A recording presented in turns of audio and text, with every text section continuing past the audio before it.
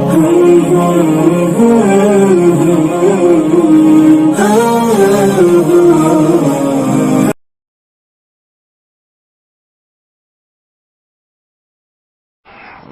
بھائیوں، دوستوں، عزیزوں، عام طور پر لوگوں میں یہ بات مشہور ہے کہ ہمارے آقا محمد الرسول اللہ صلی اللہ علیہ وسلم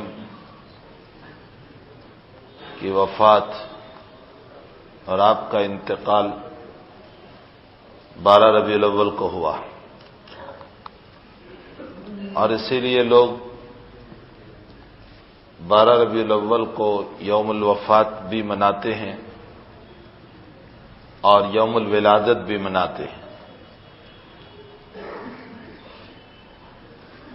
حضرت کی ولادت کی تاریخ میں بھی اختلاف ہے کہ آیا آپ 12 ربیع الاول کو پیدا ہوئے یا 9 ربیع الاول کو پیدا ہوئے، دو قول ہیں۔ بعضوں نے 9 بھی لکھے ہیں اور بعضوں نے 12 بھی لکھے ہیں، لیکن وفات کے باب میں یقیناً 12 ربیع الاول نہیں بنتی۔ میں آپ کو ایک تاریخ کے حساب سے گنوا دوں۔ اس مسئلے میں اتفاق ہے کہ نبی اکرم صلی اللہ علیہ وسلم دنیا سے جب روانہ ہوئے ہیں تو وہ پیر کا دن تھا۔ آپ یکم تاریخ یا اس سے پہلے سے بیمار چل رہے تھے، اور آپ کی بیماری بڑھتی چلی گئی، یہاں تک کہ جمعرات کو آپ کی بیماری میں اضافہ ہو گیا۔ بخاری شریف کی روایت ہے کہ عشاء کی نماز سے پہلے اللہ کے حبیب نے فرمایا، مروا ابا بکر ان یصلی بالناس، ابو بکر سے کہو کہ میری جگہ پر نماز پڑھائیں۔ صدیق اکبر رضی اللہ تعالیٰ عنہ امام بنے۔ حضرت عائشہ رضی اللہ تعالیٰ عنہا نے درخواست فرمائی کہ اللہ کے حبیب، میرے ابا رقیق القلب ہیں، نرم دل ہیں، آپ کی جگہ پر کھڑے ہوں گے اور آپ کی یاد آ جائے گی، رو پڑیں گے اور میرے ابا نماز نہیں پڑھا سکیں گے، آپ عمر کو فرمائیے کہ وہ نماز پڑھائیں۔ ادھر حضرت حفصہ کی رائے بھی یہی تھی کہ حضرت عمر یعنی ان کے ابا نماز پڑھائیں، لیکن نبی علیہ السلام بار بار یہ فرماتے رہے، مروا ابا بکر ان یصلی بالناس، ابو بکر سے کہو وہی نماز پڑھائیں۔ بالآخر ابو بکر صدیق رضی اللہ تعالیٰ عنہ نے جمعرات کی عشاء پڑھائی، جمعہ کو 5 نمازیں پڑھائی، سنیچر کے دن کی ساری نمازیں پڑھائی، اتوار کی ساری نمازیں پڑھائی، اور پیر کے دن فجر بھی صدیق اکبر رضی اللہ تعالیٰ عنہ نے پڑھائی۔ ترمذی شریف کی روایت ہے کہ یہ 17 نمازیں ہوئی، جمعرات کی عشاء، جمعہ، سنیچر، اتوار، یہ 15 نماز، اور ادھر پیر کی 1 نماز، کل ملا کر 17 نمازیں ہوئی۔ لیکن ہمارے اکابر کی رائے یہ ہے کہ ان 17 نمازوں میں بیچ میں 2 نمازوں میں نبی اکرم صلی اللہ علیہ وسلم کا آنا ثابت ہے۔ ایک نماز میں اللہ کے حبیب تشریف لائے، ادھر علی ہے، ادھر عباس ہے، دونوں کے کندھوں پر سہارا دیا، حضرت پاؤں گھسٹ رہے ہیں، آپ سے چلا نہیں جا رہا ہے، اور اسی عالم میں مسجد میں تشریف لائے اور آپ نے 1 نماز پڑھائی۔ یہ ظہر کی نماز تھی یا عصر کی نماز تھی۔ اس کے علاوہ اور بھی 1 نماز میں آنا ثابت ہے، تو اکثر نمازیں صدیق نے پڑھائی، لیکن بیچ میں 1 یا 2 نمازوں میں آنا ثابت ہے۔ بخاری شریف کی روایت ہے کہ پیر کے دن فجر کی نماز صدیق اکبر رضی اللہ تعالیٰ عنہ پڑھا رہے تھے۔ اللہ کے حبیب اتنے بیمار تھے کہ آپ مسجد میں نہیں جا سکتے تھے، حضرت نے اپنے حجرہ شریفہ میں نماز پڑھ لی، اپنے مکان میں نماز پڑھ لی، اور نماز پڑھنے کے بعد اپنے کمرے کا پردہ تھوڑا سا ہٹایا، اور یوں جھانکا اپنے صحابہ کو جو نماز پڑھ رہے تھے. صحابہ کرام رضوان اللہ تعالی علیہم اجمعین کو دیکھا اور اللہ کے حبیب مسکرائے. صحابہ کی جو صفیں یوں بنتی ہوئی چلی آئی تھی، انہوں نے جب کنکھیوں سے دیکھا نبی کریم صلی اللہ علیہ وسلم کو، روایتوں میں آتا ہے صحابہ فرماتے ہیں کہ کئی نمازوں سے حضرت تشریف نہیں لائے تھے، اس لیے ہماری بے چینی تھی کہ حضرت مصلی پر تشریف لے آئے. جب حضرت کو پردہ ہٹا کر ہم نے دیکھا تو ہمارا جی خوش ہو گیا کہ شاید اللہ کے نبی تشریف لا رہے، اور خطرہ تھا کہ خوشی کی وجہ سے ہم نماز نہ توڑ دیتے. لیکن اللہ کے حبیب مسکرائے اور پردہ ڈال دیا. آپ کا مسکرانا کس بنیاد پر تھا؟ محدثین اس پر بحث فرماتے ہیں. جمہور محدثین نے تو اس پر یوں لکھا ہے کہ آقا کو مسکراہٹ اس پر آئی، جب اپنے صحابہ کو دیکھا تو دل میں یہ بات آئی، اے اللہ، جب میں آیا تھا تو اکیلا تھا، اس کام کو لے کر اکیلا چلا تھا، لیکن آج میری جماعت تیار ہو چکی ہے. آپ نے صحابہ کو دیکھا تو اس پر خوشی ہوئی. ہر انسان کو اپنا لہلہاتا باغ دیکھ کر خوشی ہوتی ہے. اللہ کے نبی کو اس پر خوشی ہوئی. ہمارے حضرت شیخ حضرت مولانا محمد زکریا صاحب کاندھلوی ثم المحاضر المدنی نور اللہ مرقدہ فرماتے ہیں کہ سارے محدثین کا جواب میرے سر پر، میں منع نہیں کرتا ہوں اس جواب سے کہ حضرت نے اسی بنیاد پر مسکراہٹ آئی، لیکن ایک جواب میرے دل میں بھی آتا ہے. حضرت نے وہ جواب دیا اور فرمایا نبی کو مسکراہٹ اس لیے آئی کہ اپنے مصلی پر جب ابو بکر کو دیکھا تو دل میں خوشی ہوئی، اے اللہ، اب اگر تو نے مجھ کو اٹھا بھی لیا تو کوئی حرج نہیں، میرا لادلہ صدیق میری امت کو سنبھال لے گا. اللہ کے حبیب کو صدیق اکبر کے مصلی پر کھڑے رہنے پر یہ خوشی ہوئی، اور اس میں کوئی شک نہیں کہ صدیق اکبر نے اس امت کو سنبھالا. جیسے ہی اللہ کے نبی دنیا سے رخصت ہوئے، کیسے حالات تھے. کچھ صحابہ یہ کہہ رہے تھے کہ منا امیر ومنکم امیر. مہاجرین کہہ رہے تھے ایک امیر ادھر ہوگا، انصار کہہ رہے تھے ایک امیر ادھر ہوگا. دوسری طرف کچھ لوگ اپنے باپ دادا کے مذہب کی طرف جا رہے تھے، کچھ لوگ زکوٰۃ کا انکار کر رہے تھے. کتنے مسائل کھڑے ہو گئے. ادھر اللہ کے حبیب نے اپنی حیاتی میں حضرت اسامہ رضی اللہ تعالی عنہ کا ایک لشکر اور ایک جماعت تیار کی تھی، لیکن حضرت بیمار ہو گئے، اس جماعت کو روک دیا گیا. تو اب جب وہ جماعت رک چکی، اللہ کے حبیب دنیا سے تشریف لے گئے، اس جماعت کو اب روانہ کرنا ہے. سارے لوگ صدیق کو مشورہ دے رہے ہیں نہ بھیجیں اس جماعت کو، اس لشکر کو نہ بھیجیں، مدینے میں بہت ضرورت ہے، یہاں کے حالات کیسے ہو چکے ہیں، آپ اس جماعت کو کہاں بھیجیں گے؟ صدیق نے جھنڈا اسامہ کے ہاتھ میں دیا، فرمایا نبی جس کو امام بنا کر گیا ہے، امام وہی رہے گا اس جماعت کا، اس لشکر کا. اور اس کے بعد فرمایا ابو بکر کے ٹکڑے ہو جائیں اور ازواج مطہرات اور نبی کی بیویوں کو کتے اور چیتے کھا جائیں، اور ابو بکر کی فیملی تتر بتر ہو جائیں. یہ سب کچھ منظور ہے، لیکن میرے آقا کا باندھا ہوا جھنڈا یہ ابو بکر نہیں روک سکتا ہے. یہ جماعت اپنی جگہ جا کر رہے گی. وہ جماعت نبی نے روانہ فرمائے، ابو بکر نے روانہ فرمائے. ادھر مکے کے حالات کو، مدینے کے حالات کو سنبھالا. ظاہر سی بات ہے کہ کن حالات میں صدیق اکبر نے کام کیا ہوگا.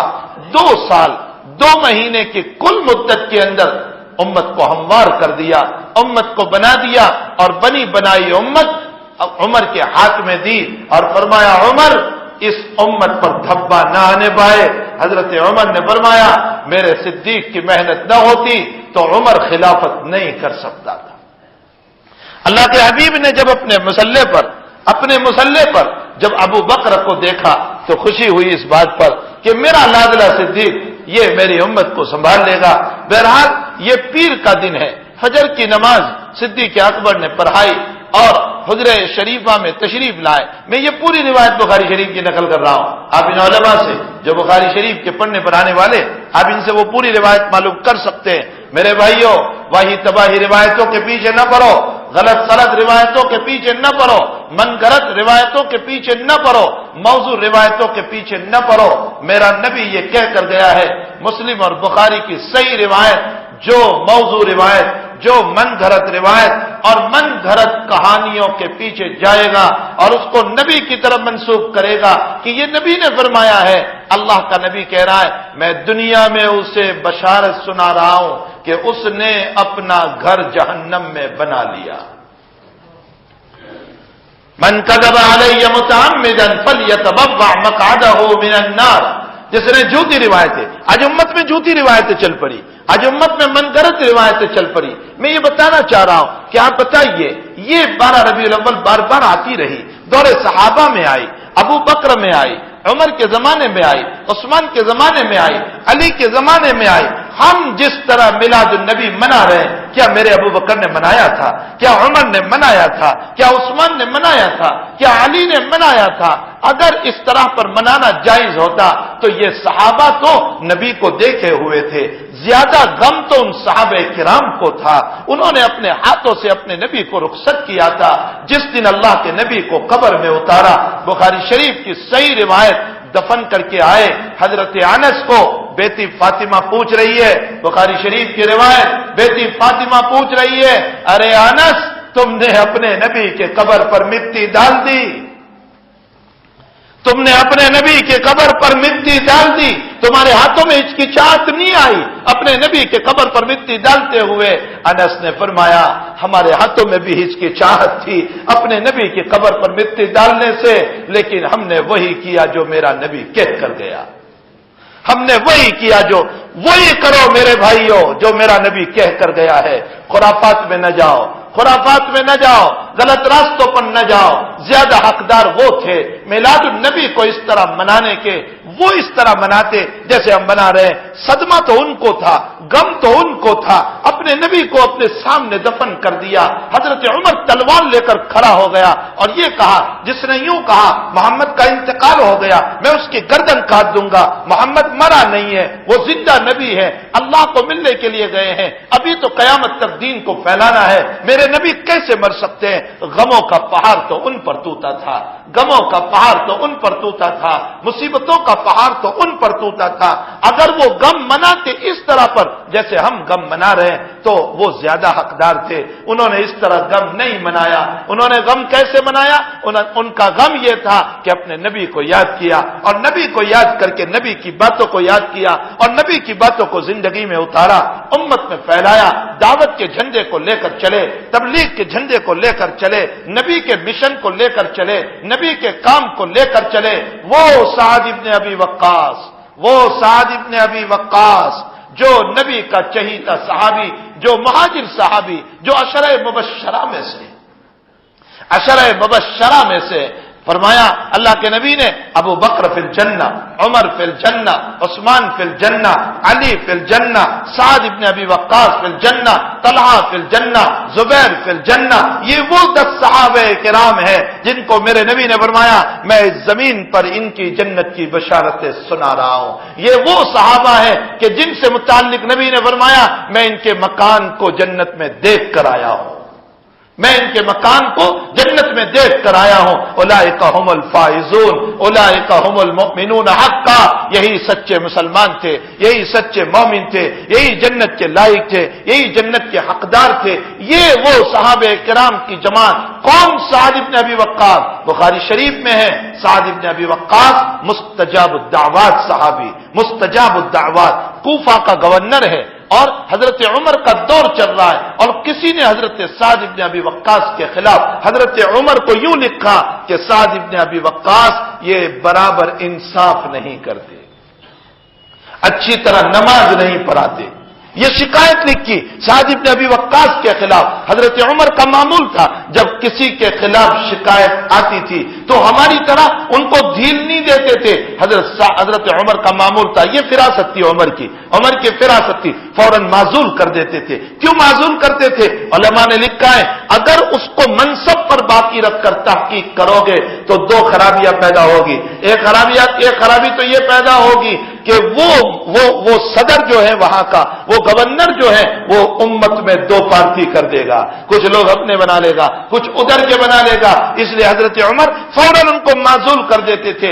اور دوسری خرابی یہ پیدا ہوگی کہ ان کے مقام پر رہتے ہوئے اگر مسئلے کی تحقیق کی جائے گی تو کوئی ان کے خلاف بولنے والا نہیں ہوگا. اس لیے پہلے معزول کرو تو سچی باتیں سامنے آ جائے گی. حضرت عمر رضی اللہ تعالیٰ عنہ نے سعد بن ابی وقاص کو کوفہ کے گورنر دے فوراً معزول کیا، مدینے بلایا اور مدینے بلانے کے بعد فرمایا سعد تمہارے متعلق شکایت ہے کہ تم اچھی طرح نماز نہیں پڑھاتے ہو.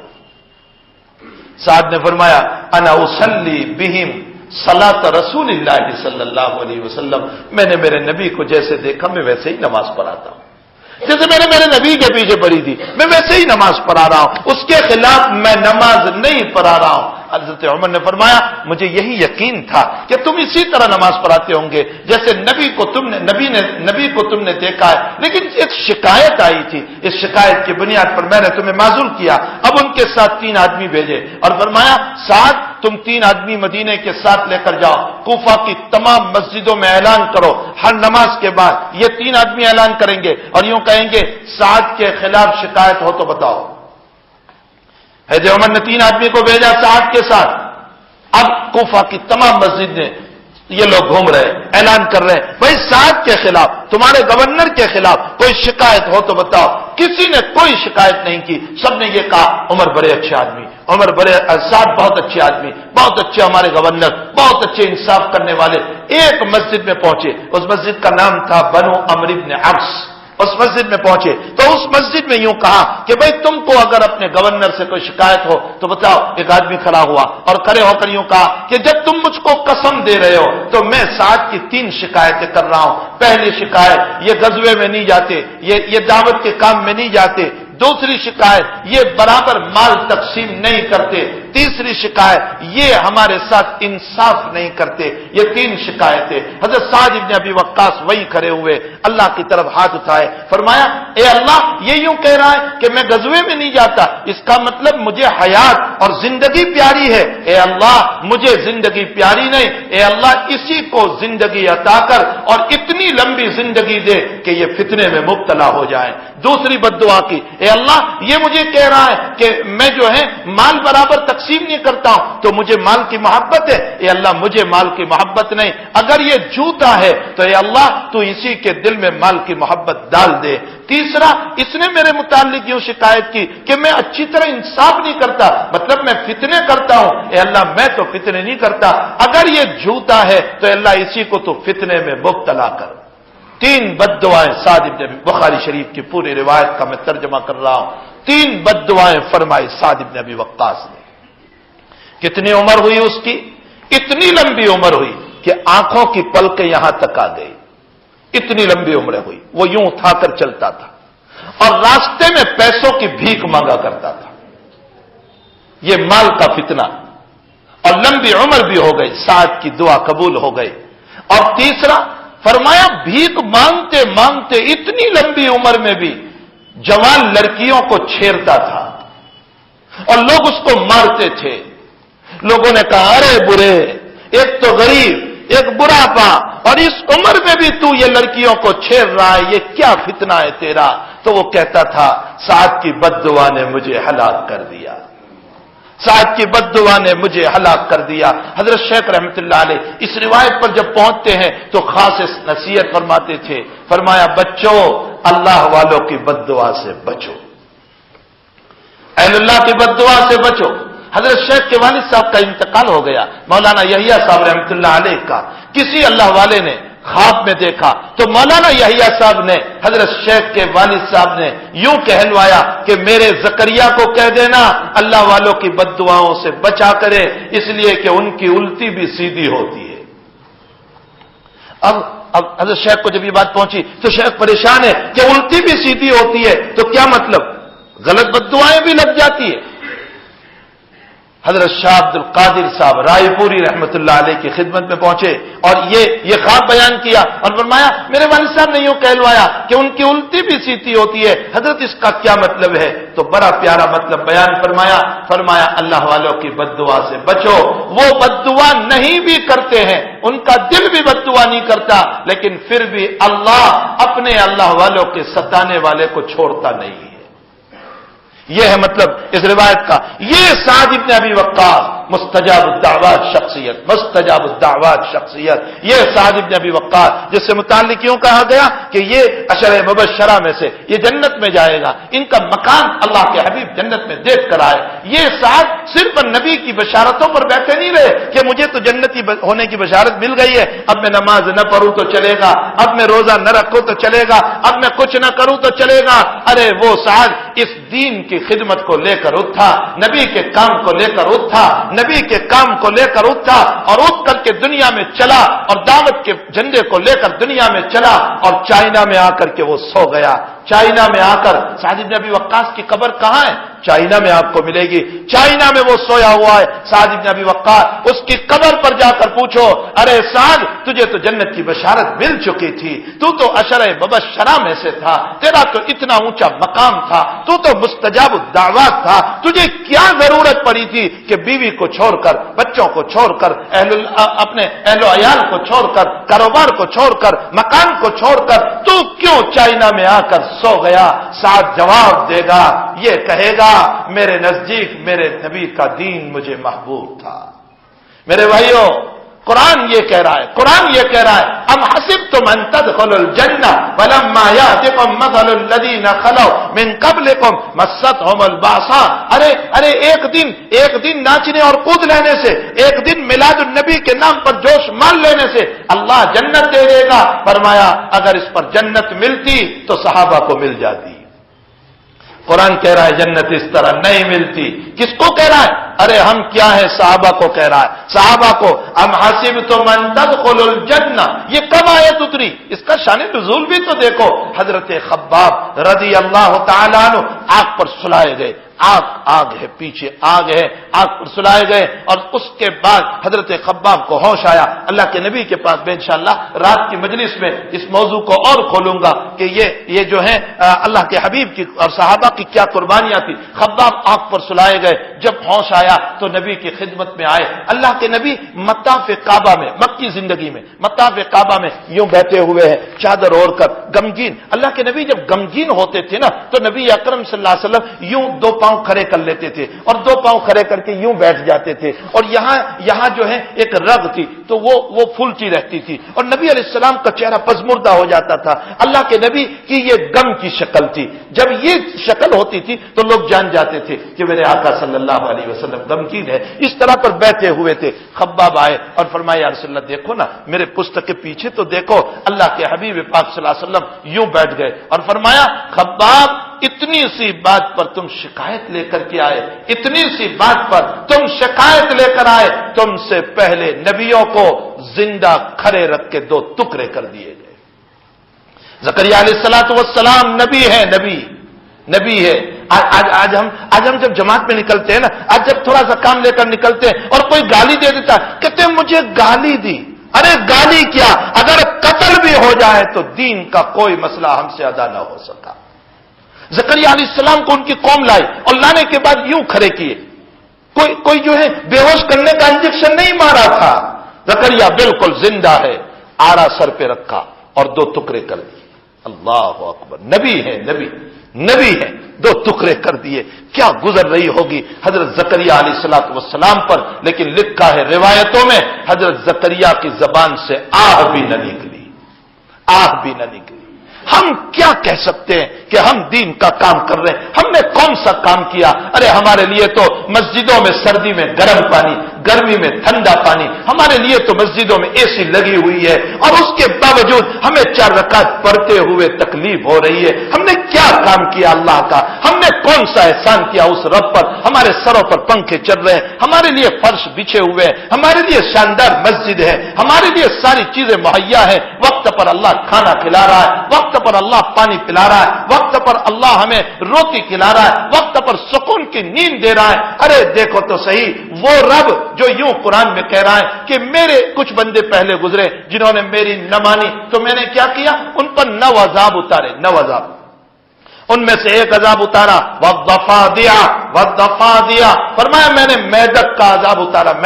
میدک کھانے بیٹھے تو اندر میدک، اور بستر پر جائیں تو وہاں میدک، اور جہاں جائیں میدک ہی میدک ان کو نظر آتے تھے۔ اور ایک خون کا عذاب اتارا، خون والدم، دم کا عذاب، جہاں دیکھو خون ہی خون، دسترخوان پر دیکھو تو خون، کھانے میں دیکھو تو خون، بستر پر دیکھو تو خون۔ ایک اور عذاب اتارا والقمل، قمل کس کو کہتے ہیں؟ چینچری کو، ہماری زبان میں اس کو چانچرے بولتے ہیں۔ چانچرے کا عذاب اتارا۔ کیسا عذاب اتارا؟ کپڑے چانچروں سے بھرے ہوئے، بستر چینچری سے بھرا ہوا، جہاں جاتے بس چینچری، سکون ختم کر دیا تھا۔ جو رب ان کے اوپر میدک کا عذاب اتار سکتا ہے، جو رب چینچری کا عذاب اتار سکتا ہے، وہ رب عشاء کی نماز چھوڑنے والے کے بستر پر بچھو اور سانپ کو بھی اتار سکتا ہے، لیکن نہیں اتارا اس نے، نہیں اتارا۔ ارے بچھو تو کیا اتارتا، سکون کی نیند دے دی ہم کو، اطمینان سے سلا دیا، میرے بندے انت تنسانی ولیکن ما انساکا، حدیث قدسی اللہ کہہ رہا ہے میرے بندے تو مجھے بھول گیا لیکن میں تجھے نہیں بھولوں گا، تو مجھے بھول گیا میں تجھے نہیں بھولوں گا، تو رات میں کروٹیں بھی بدلے گا میرا فرشتہ تیری حفاظت کرے گا، تو عشاء کی نماز پڑھ کے چھوڑ گیا لیکن میرے فرشتے تیری حفاظت میں لگیں گے، تیرے دائیں میرے فرشتے، تیرے بائیں میرے فرشتے، تیری رات کی حفاظت میں میرے فرشتے، تو مجھے بھول گیا ہے میں تجھے نہیں بھولوں گا۔ ارے تو گناہ کر کے آیا لیکن میں رات میں تیرا فجیتا نہیں کروں گا، میں تجھے ذلیل نہیں کروں گا، میں تجھے بے عزت نہیں کروں گا۔ میں چاہتا میرا فرشتہ تیرے دروازے پر لکھ دیتا اس بات کو، لیکن نہیں لکھوا رہا ہے۔ میرے بھائیوں، وہ رب اس نے ایک پیغمبر صلی اللہ تعالی علیہ وسلم دیا۔ صدیق اکبر رضی اللہ تعالیٰ عنہ نے فجر کی نماز پڑھائی اور اللہ کے حبیب کے حجرہ شریفہ میں تشریف لائے، فرمایا اللہ کے رسول آج آپ کا چہرہ بڑا اچھا معلوم ہو رہا ہے، آج آپ کا چہرہ بڑا اچھا معلوم ہو رہا ہے، آج ایسا لگتا ہے کہ آپ کو صحت ہو چکی ہے، آپ صحت کی طرف جا رہے ہیں۔ حضرت مسکرائے، فرمایا یا رسول اللہ صلی اللہ علیہ وسلم اگر اجازت ہو تو میں ذرا مقام سن جو مدینے سے باہر ایک جگہ تھی۔ صدیق نے فرمایا بہت دنوں سے میں نہیں گیا ہوں، آپ کی اجازت ہو تو میں ذرا مقام سنہ پر میرا ایک کام ہے، اس کام کو پورا کر کے آ جاتا ہوں۔ حضرت نے فرمایا اچھی بات ہے جائیے۔ حضرت صدیق اکبر وہاں پہنچے ہی تھے، چاشت کا قریباً وقت ہو رہا تھا اور اطلاع پہنچی کہ اللہ کے نبی دنیا سے رخصت ہو گئے، اللہ کے نبی دنیا سے رخصت ہو گئے۔ صدیق اکبر دورے آئے، فاطمہ رضی اللہ تعالیٰ عنہ اپنے ابا کی موت پر کیا کہہ رہی ہے؟ صبت علی مصائب لو انہا صبت علی الایام سرنا لیالیا، صبت علی مصائب لو انہا صبت علی الایام سرنا لیالیا۔ میرے ابا کی موت پر، صحابہ پر اور ہم لوگوں پر وہ غم ٹوٹے ہیں کہ اگر یہ غم رات دن کے اجالے پر ٹوٹتے تو دن کا اجالا اندھیرے میں بدل جاتا۔ ہاں وہ اس طرح کی میلاد مناتے، حق تو ان کو تھا لیکن انہوں نے اس طرح کی میلاد نہیں منائی جو آج ہم منا رہے ہیں۔ ان میلاد منانے والوں سے پوچھو، میں نے کل رات بھی کہا تھا، ان میلاد منانے والوں سے پوچھو کہ تم نے اللہ سے توبہ بھی کی، ان سے پوچھو تمہارے ماں باپ تم سے ناراض ہے تم نے معافی بھی مانگی، ان سے پوچھو کہ تم زنا میں مبتلا تھے تم نے توبہ بھی کی، تم شراب میں مبتلا تھے تم نے توبہ بھی کی، تم سود کھا رہے ہو تم نے توبہ بھی کی۔ پوچھو ان لوگوں سے جو اس دلدل میں پھنسے ہوئے ہیں، جو اس دلدل میں پھنسے ہوئے ہیں، کیا میرا نبی اس طرح میلاد منانے کو کہہ گیا کہ گناہ کرتے رہو اور اس کے نام پر روٹیاں کھاتے رہو؟ کیا میرا نبی اس طرح میں کہہ گیا؟ نہ میرے بھائیو، نہ، یہ اس طرح میلاد نہیں۔ میلاد تو یہ ہے کہ میرے رگ و ریشے میں محمد الرسول اللہ اتر جائے۔ آج حال کیا ہو گیا امت کا؟ مسجد کے دروازے پر بھیک مانگنے والا مسلمان کھڑا ہے، پانچوں نمازوں کے وقت پر یہاں نماز ہو رہی ہے، وہ بھیک مانگنے کے لیے دروازے پر کھڑا ہے، پانچوں نمازوں میں بھیک مانگ رہا ہے لیکن اس کو مسجد میں آ کر نماز پڑھنے کی توفیق نہیں ہوتی۔ کیا اسی کا نام میلاد کہا جائے گا؟ کیا اسی کو میلاد کہا جائے گا؟ آج ہمارے چھوٹے سے لے کر بڑے سے بڑا نماز کا تارک بنا ہوا ہے، سود کھا رہا ہے، زناؤں میں مبتلا ہے، شراب پی رہے ہیں، ماں باپ کو ستا رہے ہیں، اپنے بڑوں کی تعظیم نہیں کر رہے ہیں، چھوٹوں پر شفقت نہیں کر رہے ہیں، امت کی محبت کو ختم کر چکے ہیں، میراث نہیں ادا کر رہے ہیں، میراث نہیں ادا کر رہے ہیں، کیا اسی کا نام میلاد ہوگا؟ اللہ ہم سب کو صحیح سمجھ عطا فرمائے، صحیح رخ عطا فرمائے۔ شرکت کرنا بھی گناہ ہے، شرکت کرنا بھی گناہ ہے، اس طرح پر میلاد کے منانے والوں کے ساتھ شرکت کرنا بھی گناہ ہے۔ میرے نبی علیہ الصلوۃ والسلام دنیا سے رخصت ہو گئے، صدیق کو پتا چلا، دورے آئے، آنے کے بعد حضرت عائشہ رضی اللہ تعالیٰ عنہا حجرے میں تھی، بیٹی ہی تھی، پردے کی کوئی ضرورت نہیں تھی، آگے اندر اللہ کے حبیب پر ایک یمنی سفید چادر اڑائی تھی، صدیق آئے، آنے کے بعد چہرے سے چادر کو ہٹایا اور یہاں بوسہ دیا۔ نبی کریم صلی اللہ علیہ وسلم کو میت کو یہاں پر بوسہ دینا سنت ہے، بشرطے کہ وہ غیر محرم عورت نہ ہو، وہ اپنا شیخ ہو، وہ اپنا باپ ہو، وہ اپنی بہن ہو، وہ اپنی ماں ہو، وہ اپنی پھوپھی ہو، تو پیشانی پر میت کو بوسہ دے سکتے ہیں۔ یہاں بوسہ دیا اور فرمایا لا یجمع اللہ علیک موتتین، اللہ آپ پر دو موت جمع نہیں کرے گا۔ دو موت کیسی؟ فرمایا اللہ کے حبیب آپ بھی مر جاوے اور آپ کی شریعت بھی ختم ہو جائے، ایسا نہیں ہو سکتا۔ آپ کی شریعت قیامت تک زندہ رہے گی۔ اور اس کے بعد جو کوئی کفن دفن کے مسئلے، سارے اس وقت موقع نہیں ہے کہ کفن دفن کے کیا کیا مسئلے ہوئے اور کیسے حضرت کی تدفین وجود میں آئی، وہ انشاءاللہ موقع رہا تو میں دوسری مجلس میں عرض کروں گا۔ اللہ کے حبیب پاک صلی اللہ علیہ وسلم پیر کے دن دنیا سے رخصت ہوئے، یہ متفق علیہ روایت ہے، بخاری شریف کی روایت ہے، پیر کے دن حضرت دنیا سے رخصت ہوئے۔ ایک تو یہ بات ذہن میں رکھو، دوسری بات ذہن میں رکھو، اللہ کے حبیب پاک صلی اللہ علیہ وسلم حجۃ الوداع کے لیے جب تشریف لے گئے تھے، زندگی کا ایک آخری حج ادا فرمایا، آخری حج، اور وہ حج فرض ہے، وہ ایک ہی حج ہے جو حج فرض ہے، جس کے ادا کرنے کے لیے تشریف لے گئے۔ سارے محدثین نے، حتیٰ کہ بخاری اور مسلم نے روایت نقل فرمائی، ترمذی، نسائی، ابو داؤد، مصنف ابن ابی شیبہ، تمام لوگوں نے روایت نقل فرمائی کہ میرے نبی علیہ الصلوۃ والسلام حج کے لیے جب تشریف لے گئے، سنجری 10 تھا، سنجری 10، اور سنجری 10 میں آپ کا یوم العرفہ، عرفہ کا دن جو پڑا تھا وہ 90 تاریخ تھی، وہ 90 تاریخ، اور 90 تاریخ جمعہ کا دن تھا، جمعہ کا دن۔ اللہ کے حبیب کا یوم العرفہ کب پڑا ہے؟ جمعہ کا دن تھا۔ یہ سارے محدثین لکھ رہے ہیں کہ آپ کا 90 تاریخ یوم العرفہ وہ جمعہ کا دن تھا۔ اب یہاں سے گھر پہ جا کر شمار کرنا شروع کرنا، 90 تاریخ یوم العرفہ یہ جمعہ کا دن تھا، اب شروع کرنا ملاتے ملاتے 10ویں تاریخ کو سنیچر، اور 11ویں تاریخ کو اتوار، اور 12ویں تاریخ کو پیر، اس طرح گنتے ہوئے چلنا۔ اس کے بعد یعنی پورے ذی الحجہ کو 30 مان لو، اور محرم کو بھی 30 مان لو، اور سفر کو بھی 30 مان لو، یا تینوں کو 29 مان لو، یا بعض کو 30 مانو اور بعض کو 29 مانو۔ یہ 3 مہینے ہی ہم کو گننے ہیں، یہ 3 مہینے کو چاہے 30 گنو، چاہے 29 گنو، چاہے بعض کو 30 اور بعض کو 29۔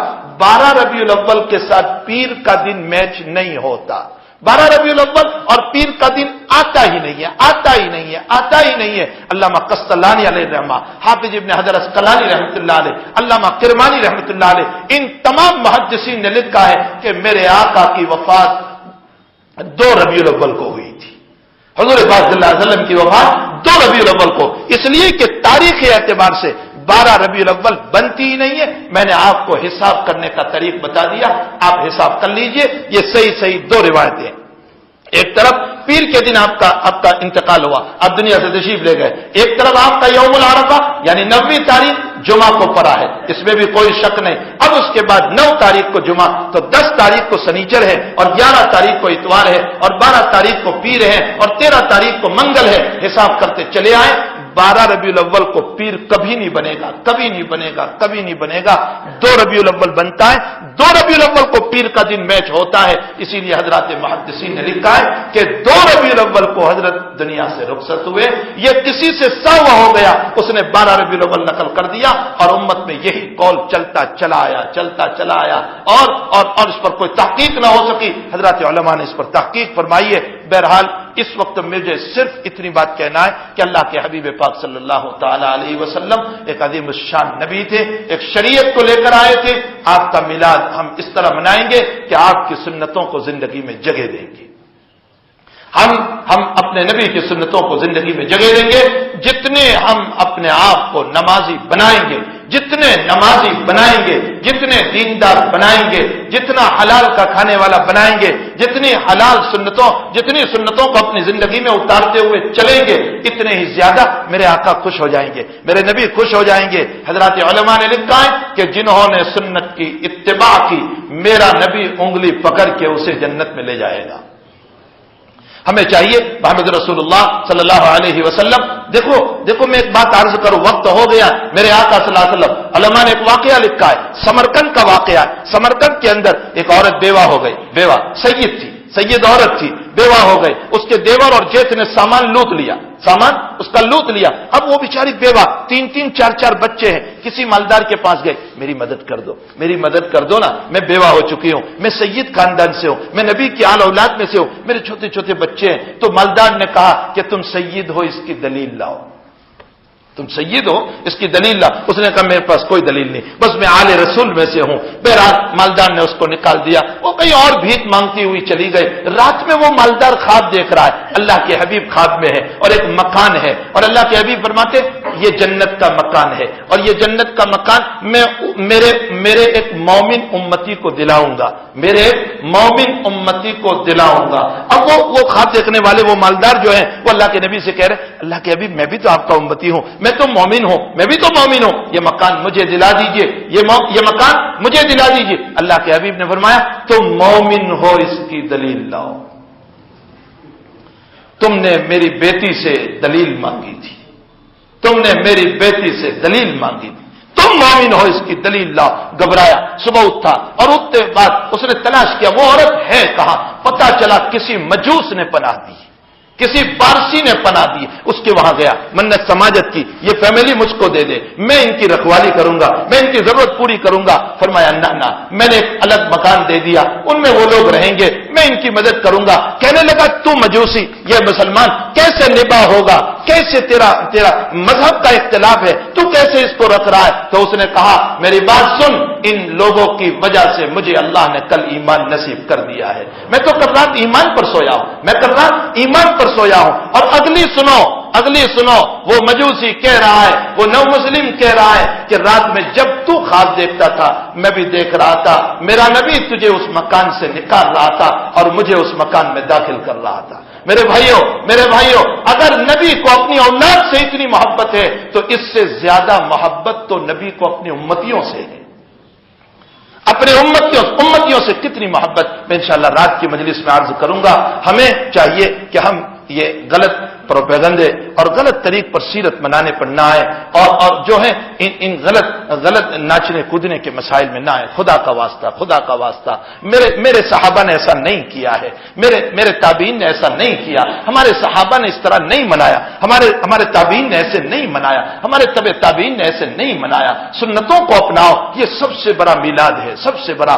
نبی پر درود شریف خوب پڑھو، خوب درود شریف پڑھو، آج جمعہ کا بھی دن ہے، خوب درود شریف پڑھو، اللہ کا نبی خوش ہو جائے گا، اور نبی خوش ہو کر ہمیں جنت میں لے جائے گا۔ میرے بھائیوں، یہ ہیں اصل کرنے کی چیزیں، اس کو تو ہم کرتے نہیں اور دوسرے خرافات میں مبتلا ہو جاتے ہیں۔ اپنے ان بھائیوں کو پیار سے سمجھاؤ، محبت سے سمجھاؤ کہ تم جو کر رہے ہو نبی اس سے خوش نہیں ہوں گے، ارے اتنے پیسے کسی غریب کو دے دو، نبی کے لیے نبی خوش ہو جائے گا، اس کے کسی غریب امتی کی زندگی بنی، نبی خوش ہو جائے گا۔ اللہ ہم سب کو عمل کی توفیق عطا فرمائے۔ صلی اللہ علیہ نبی الکریم برحمتک یا ارحم الراحمین۔ رات کا بیان حضرت کا وزیر بلاغ عشاء کی نماز کے بعد، اور آئندہ جمعہ مینار مسجد میں مولانا حبیب الرحمن